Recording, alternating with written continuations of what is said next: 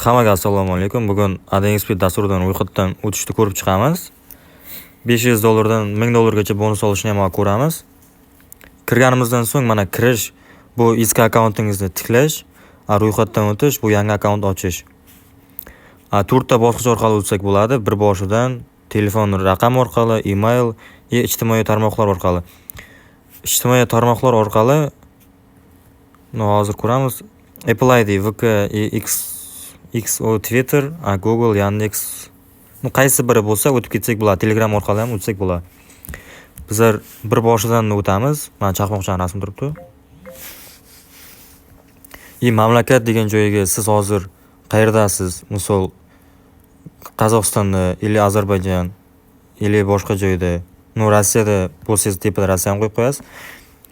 Mana valyutalarda bu AdXP ichida qaysi valyutada o'ynashingiz. Rubl bor, yevro bor, keyin qirg'izskiy baygi bor, so'mlar bor. Rubl ham bor, tepadan yozsangiz chiqaradi. Promokod degan joyga MT701 yozamiz. Bu yerdan bonuslar ko'rsak bo'ladi. Sport o'yinlari uchun 50 million so'm bonus birinchi deposit uchun beradi. Kazino va games o'yinlari uchun 210 million bonus, bonus, plus Brazillikda People Spin. Kim qaysi biriga ko'proq stavka qilsa, o'shani qo'yadi. Bizlar kazino va games o'yinlarini ko'p o'ynaymiz.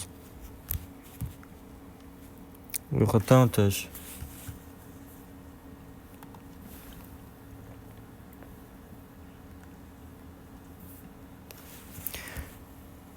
Mototsikl, avtobus. Mana shunday texnik nosozliklar bo'lishi mumkin. Birdan ochib ketmaydi.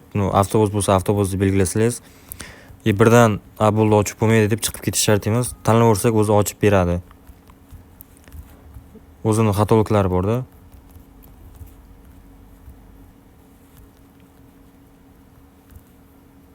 Billat avtobus ekan. Svetofor. Mana o'z akkaunt ochildi, mana nechtadir baygidan keyin chiqib ketish shart emas.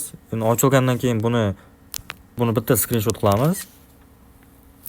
Erta shtob akkauntdan chiqib qo'ysak, mana bu login degan narsasi bizga kerak bo'ladi.